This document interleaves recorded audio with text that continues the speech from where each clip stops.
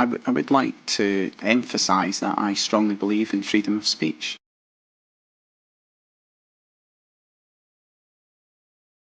I don't have a problem somebody purporting a theory, writing, fiction, suggestions.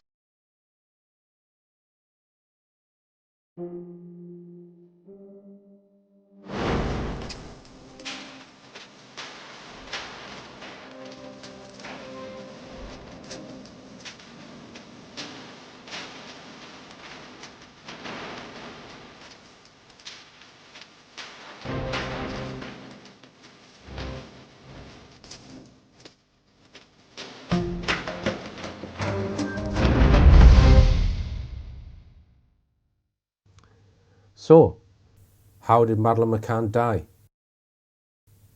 There are many theories, but let me set out as I see it the three main alternatives.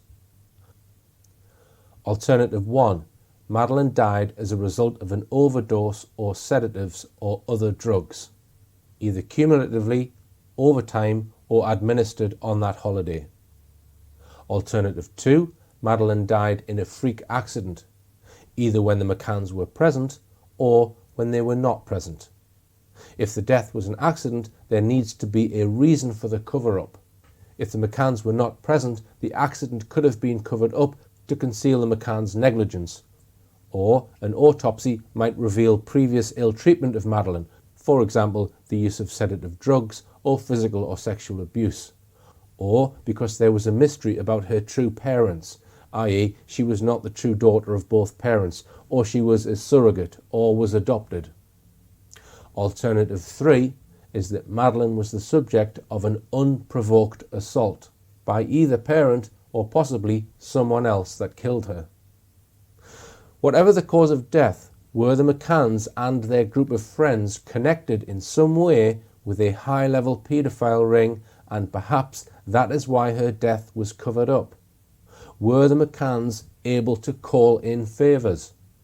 This, by the way, was the exact phrase used by Kate McCann's uncle, Brian Kennedy, who lived in the same village as the McCanns. According to a report in the Daily Mail, Brian Kennedy spoke of how the family were calling in some favours. Or was there some other secret which bound the McCanns and the Tapper 7 together? That will lead me on to discuss whether on that holiday Madeleine could have been passed to a paedophile to abuse her and died during that encounter. I'm going to start by looking at the hypothesis that Madeleine died by some sort of drugs overdose, maybe sedatives. There are a number of indications that this, at the very least, may be a factor. I've made heavy use of analysis of the subject by a former police superintendent known on the internet as Peter Mack.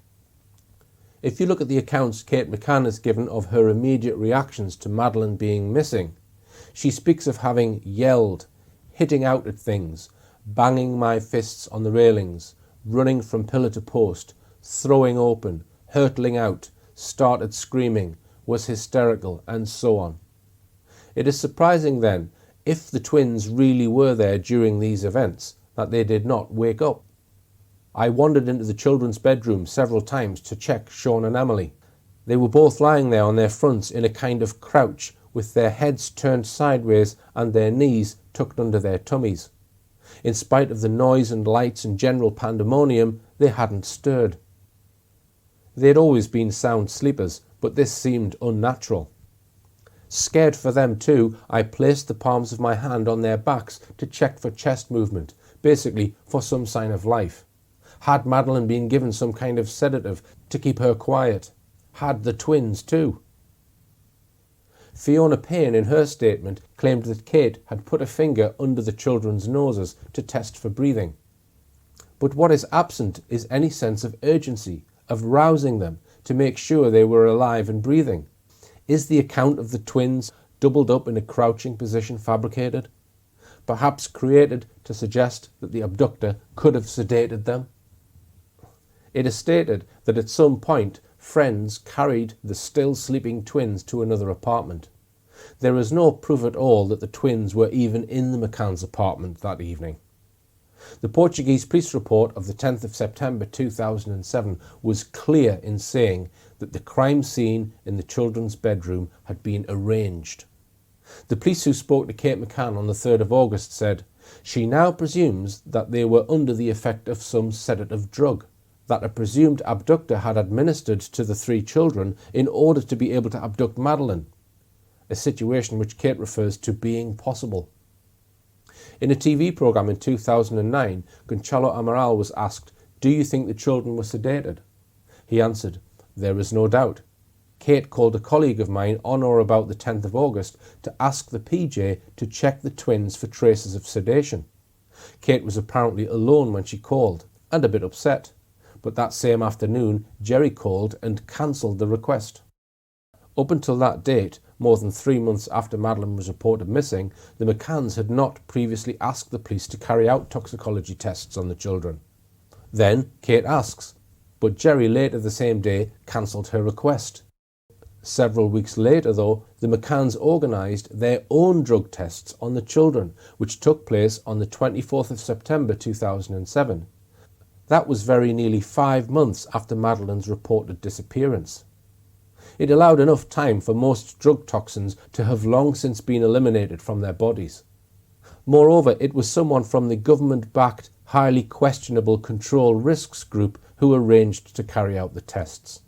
The McCanns didn't initially volunteer the scientific results, but in the end, an Indian newspaper, Dajé, established that a company called Tricotest had performed the analysis. Kate McCann stated in her book, all the hair samples produced negative results. While this didn't totally exclude the possibility that the children had been sedated, especially given the time that had elapsed, it meant nobody else, including the PJ and the media, could prove otherwise. Nobody else could prove otherwise. The result eventually announced on the 20th of October that no scientific evidence of sedative drugs or other drugs was found was welcomed a few days later by Jerry McCann, who, once again, emphatically denied they had ever used sedatives. He told The Sun, "It's ludicrous. These sorts of questions are nonsense, and we shouldn't be giving them the light of day. There is absolutely no suggestion that Madeleine or the children were drugged. It's outrageous." But strangely, despite that finding, the McCanns and those around them kept on promoting the idea that all 3 children might have been sedated by the abductor. For example, on the 2nd of October, Susan Healy, Kate's mother, claimed that Madeleine had been drugged by her abductor. Jerry McCann claimed on the 19th of November, "The twins were still sleeping in their cots, so we tried to leave it as undisturbed as possible, and they slept very soundly until we moved them out of their cots into another apartment." Which does make you wonder if there was any substances used to keep them asleep. Diane Webster, the mother of one of the Tapper 7, told Leicestershire Police in 2008, "The twins were still asleep in the cot, and with all the noise going on, I don't know how they slept through it," which makes me think they must have been drugged with something by the abductor. I think Madeleine would have been drugged as well. Later, on the 10th of April 2008, Fiona Payne said, "But the twins were okay. I mean, they were fine. They were asleep, but at the time it did seem weird. They didn't wake up, and again, that was quite strange. Even in the transfer and being handled by people that weren't their parents, they didn't wake up." Later still, October 2009, 2 former detectives employed by the McCanns, Dave Edgar and Arthur Cowley, told a newspaper that they were convinced the abductor went to the family's apartment on May the 3rd, 2007, fully prepared with sufficient drugs, probably chloroform, to knock out all 3 children. The fact that Sean and Amelie, just over 2 years old, failed to wake when the alarm was raised, nor even as they were taken to another apartment in the cold night air, has persuaded the detectives that they too must have been drugged. And in a serialisation by the Sun newspaper of Kate's book, we read that Kate McCann said the kidnapper who seized Madeleine may also have drugged her other 2 children, as she launched a new appeal in the hunt for her missing girl today. She said she had to check that the twins, Sean and Amelie, were still breathing because they did not wake as they began a frantic search for the missing 3-year-old. We must ask, why the McCanns kept on repeating the "they were sedated" mantra, and bear in mind that I believe the McCanns know there was no abduction. Both Kate McCann and her doctor friend Fiona Payne were both qualified anaesthetists. If so, surely they would be able to distinguish the difference between a child which was merely asleep and one that had been heavily sedated. Could the McCanns themselves have been sedating the children? Kate's father, Brian Healy, in a TV interview conceded that, "I think they may have used Calpol, like most mothers." In that evening, did you give to your kids something like Calpol to help them sleep? We're not going to comment on anything, but, there is absolutely no way we used any sedative drugs or anything like that. And, we have cooperated fully with the police. We'll answer any queries, any tests that they want to do. On the date he was made a formal suspect, Jerry McCann stated, "When we travelled to Portugal, we brought several medicines, namely Calpol, Nurofen for fevers and pains, both for adults and children, Losec for gastric problems he occasionally suffers from, and an antihistamine called terfenadine for hay fever. I didn't give any of these medicines or any others to the children while on holiday in Portugal." The terfenadine was left unsecured in a low-level piece of furniture in the parents' bedroom. It had the US brand name Seldane on the packet. It is a risky drug capable of producing dangerous heart issues such as heart arrhythmia, and can be lethal if combined with grapefruit juice. It has been withdrawn from several countries. Some speculated that these had been given to Madeleine, or that she had got hold of some of these tablets herself, mistaking them for sweets. How should we interpret all this? We have a family member telling an interviewer that the McCanns may have used Calpol, yet Jerry McCann unconvincingly denies this. Then we have efforts to accuse an abductor of sedating all three children. A syringe lying close to some tranquilizers and surgical gloves was found in the villa where the McCanns stayed after leaving apartment 5A. A Portuguese police report reads, "Were the children sedated?" Kate McCann, via the Portuguese police inspector who acted as liaison officer for the family, asked on the 10th of August why samples weren't taken from the twins in order to test the hypothesis that they had been sedated.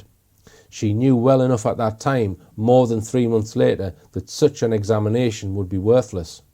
However, she went further and said that we, the investigation, should verify that the abductor had sedated Madeleine in order to accomplish his action, and that he had also sedated the twins as to be able to abduct them as well. But she didn't bring up these things at the appropriate time.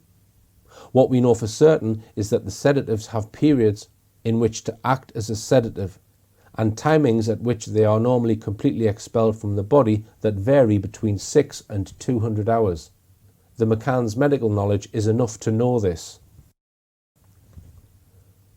I suggest that the McCanns did at least use Calpol and possibly other sedatives. Madeleine, we are told in many reports, was a very lively child. Therefore, is it possible that Madeleine was given an excessive dose of something, say on the Sunday night, and died later? A number of other possibilities have been suggested to account for the McCanns' persistent angst about sedatives in this case. One is the suggestion that the McCanns and their doctor friends on that holiday might have been carrying out covert medical research on some new sedative drug, or that the McCanns had some connection with one or more major pharmaceutical company. Another suggestion is that Madeleine might have died from a Ritalin overdose. Jerry McCann's elder brother, John McCann, worked for major pharmaceutical firm AstraZeneca. In the days after Madeleine was reported missing, acting as a family spokesman, he announced that AstraZeneca had given him indefinite leave from his job. This seemed rather drastic, but at that time there was still presumably hope that Madeleine could be found alive any day. The Times on the 22nd of May 2007 reported, "Gordon Brown has pledged his support. Last Friday, John McCann was dining with his friends when Downing Street called to say that the Chancellor was on the line. Minutes later, Mr. McCann's mobile, on which he takes hundreds of calls daily, ran out of power, cutting off Britain's next Prime Minister in mid-sentence. Yesterday morning, as Mr. McCann was talking to The Times, his mobile rang again. It was Revenue and Customs calling at Mr. Brown's request to discuss how the fund could gain charitable status. The campaign has two nerve centres, one in Pride of Luz. The other is the Glasgow sitting room of John McCann, 48, who is on indefinite leave from his job as a medical rep for the pharmaceutical company AstraZeneca. There he fields endless emails and telephone calls. Various medicines were found in the villa the McCanns were staying in from July to September 2007. The issue of drugs and sedatives continued to be raised and caused an angry reaction from Kate McCann in 2012, 5 years later. The Daily Express reported Kate McCann's angry attack on alleged lies in a Spanish TV documentary on the case over drugs that were found in their holiday apartment and later in the villa they moved to in July 2007. The drugs found in the villa, she said, were simply drugs for Parkinson's disease, which her father Brian Healy suffered from. As for Ritalin, one viewer who has seen my films asked if Madeleine could have died from a Ritalin overdose. Ritalin is frequently prescribed by doctors for the condition known as ADD or ADHD for hyperactive children. This viewer gave me some alarming statistics on how many children are routinely prescribed this drug and about the vast profits made by its manufacturers. I've looked up some references to Ritalin, and there have certainly been a worrying number of child deaths caused by Ritalin, numbered in the hundreds if not thousands, and there is allegedly evidence that coroners have colluded in minimising the number of child deaths attributed to Ritalin. But the problem is we do not have a body. The toxicology checks on the twins didn't take place for nearly 5 months and so were worthless. Whether sedation played at least a part in Madeleine's death can't be established, but can by no means be ruled out.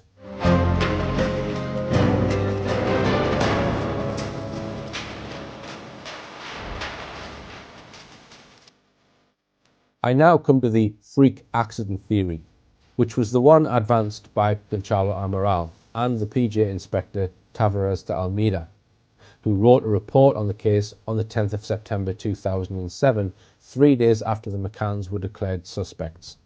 He concluded, the minor, Madeleine McCann, died in apartment 5A at the Ocean Club Resort in Praia de Luz on the night of the 3rd of May 2007.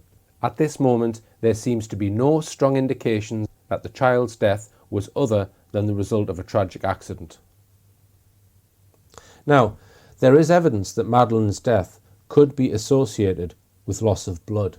We know that the smell of corpse odour was found in 12 places associated with the McCanns, in the apartment, in the car, on Kate's clothes, etc. Blood or body fluids were found in 5 of those locations.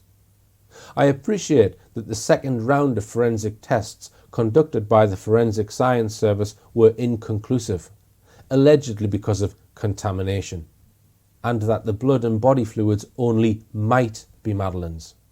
We know the first set of results seemed to be a clear indication that the body fluids were from Madeleine, albeit from low copy DNA, but that result was superseded by the Forensic Science Service report.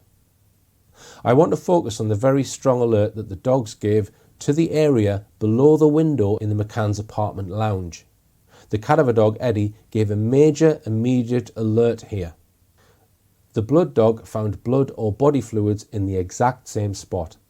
In fact, there was a sufficient quantity of body fluids for one of the tiles in the corner to be lifted, where more body fluids were found. There is every possibility that, during a period between Madeleine's death occurring and an abduction being announced, the apartment had been thoroughly cleaned. So if there was an accident, this looks like the spot where it might have happened.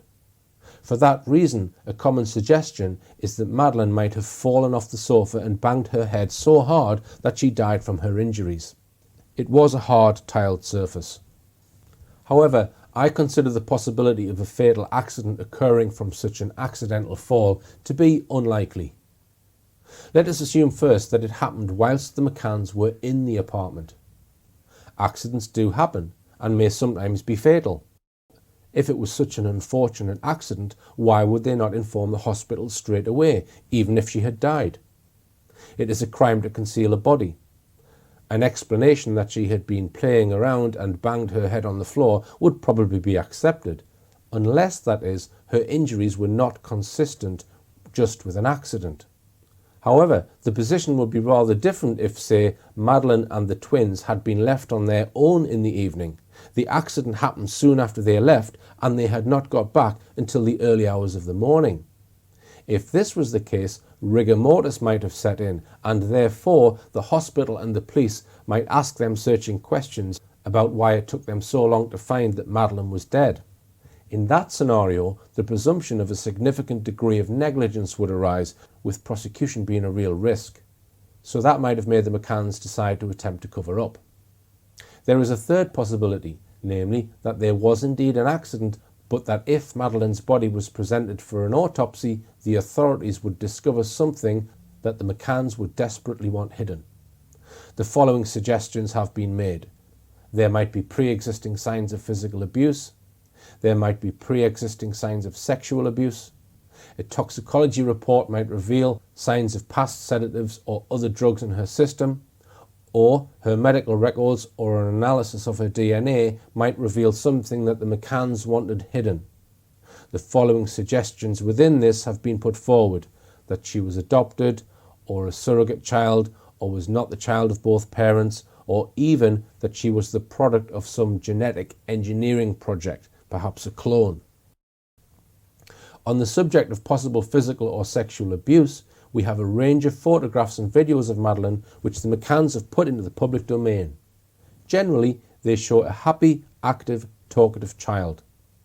Crucially, we also have 3 photographs of Madeleine which, as I showed in my last Madeleine film, were most possibly taken on the first day of the McCanns' holiday, Saturday the 28th of April. These show a happy, lively young girl enjoying her holiday. Whilst signs of abuse are not always easy to spot, there is no real evidence of Madeleine looking unhappy, poorly fed, or unwell in any way. There is, however, one exception to that, and that's this photo, the so-called makeup photo, which seems to have been taken near the end of her life, which I will come back to later. The third possible cause of death I suggested was the possibility of an unprovoked violent assault. A sudden loss of temper, perhaps by either of the parents or possibly by a third party. One reason for suggesting this is that such an event would create a much more powerful incentive for the McCanns to cover up Madeleine's death. Her injuries might prove that violence or excessive force was used, more than would result from an accident. The body fluids, including blood, found under the living room tiles is another potential indicator that a violent death may have occurred, possibly Madeleine being thrown against the wall or the floor, for example. In the bottom right of this picture, you can see where the removed floor tiles were. Also in this picture, you can see several spots, numbered up to 13 on the walls. Altogether, the Portuguese police located 16 spots in the living room where they were able to obtain a sample of DNA from body fluids. 10 of these, numbers 4 to 13, were on the walls, 3 on the floor, 2 on the back of the sofa, and 1 elsewhere. Some have referred to the 15 spots on the wall, floor, and back of the sofa as showing spatters of Madeleine's blood. We cannot say that on the basis of the Portuguese analysis. One spot was matched with the DNA of a previous occupant, Sally Gordon. The Portuguese compared the swabs with 280 local residents whose DNA might conceivably have been deposited in the apartment, but there were no other matches. There was not enough DNA on most of the swabs to attempt to try and match the DNA with Madeleine's. In any event, the spatters are so widespread that they would have resulted from a very violent blow, which would surely have left a lot more blood everywhere. So, despite claims by some that these might be blood spatters from Madeleine, the evidence is simply not there. But that by no means excludes the possibility of a violent event having happened. Something we should look at, therefore, is whether there is any propensity for violence in either parent. Starting with Kate McCann, here are some quotes from her own book on the night when she claims Madeleine was abducted. "I was overwhelmed by fear, helplessness and frustration. I was hitting out at things, banging my fists on the metal railing of the veranda. The frustration and anger were reaching boiling point. I felt like a caged, demented animal. Finally, I erupted. I began to scream, swear and lash out. I kicked an extra bed that had been brought into the apartment and smashed the end right off it." And here are 3 other quotes from later on in the holiday. "My frustration with their lack of progress whipped up a storm of fury in me that was completely out of character. It seems to me now as if for several months I was possessed by some demonic alien that infiltrated my thoughts and filled me with anger and hatred. I needed a face on which to pin all this rage. My incredulity turned to rage. How dare they suggest I lie? My anger and ferocious maternal instinct began to permeate Jerry's despair. Keeping a lid on my anger, within seconds I was a raging lioness. I was incensed. My anger was bubbling below the surface. I felt such disdain, I found myself whispering, 'Fucking tosser, fucking tosser.'" Later, Kate was to write of the Portuguese police detective Gonçalo Amaral, "He deserves to be miserable and feel fear. I wanted to inflict the maximum pain possible on him for heaping all this on us." Yet strangely, of the person who abducted her child, she was able to say, "I can probably forgive Maddie's abductor. I don't want to be eaten up by hatred." We know newspaper headlines cannot usually be believed, especially in this case, but I've noted how many of them over the years have mentioned the McCann's fury, anger and rage. So it seems there is evidence that both Kate and possibly Jerry McCann might be capable of being temperamental, furious and angry.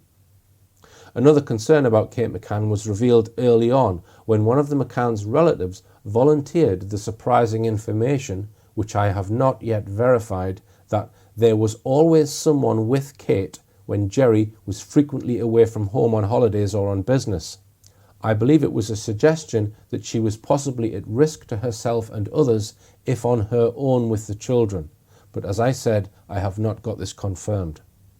The Portuguese police asked several questions concerning how Kate dealt with the children. What was Madeleine's behaviour? Did Maddie suffer any disease, or did she take any kind of medication? What was the relationship like between Madeleine and her siblings, her friends and her colleagues at school? In England, did you give your children medication? What type of medication? Do your twin children have difficulty in falling asleep? Are they unruly, and does this upset you? Is it true that at certain times you were desperate over your children's behaviour and that caused you to be upset? Is it true that in England you considered the possibility of handing over Madeleine's guardianship to a relative? Kate refused to answer all of these questions, as she did with 40 other questions she was asked, exercising her legal right to silence. However Madeleine died or was killed, it seems probable that her injuries or condition were serious enough to be covered up. The presence of a quantity of body fluids under the living room tiles that had to be removed would suggest that at least the possibility that a violent act may have been responsible for Madeleine's death. That seems more likely to me than an accidental fall from a settee. Let us suppose for a moment that Madeleine died either from an accident or from a violent act, and that in either case the McCanns decided to cover it up. Most people would then ask, as many have done, why on earth would the Tapas 7 help them cover it up? True, they were all quite close friends, especially the McCanns and the Paynes. True, they were all doctors, apart from 2 of the wives. But would that be enough for them to tell lies and all agree to go along with an elaborate abduction hoax? A charade intended to deceive the police? I believe the evidence suggests that they did help the McCanns to cover up Madeleine's death, as I showed in my first Madeleine film. So there must surely be more to it. And that brings me to the 4th option I want to consider, namely, were the McCanns connected in any way with a paedophile ring, or, even worse, was Madeleine passed to a paedophile to be abused and died during an encounter with him?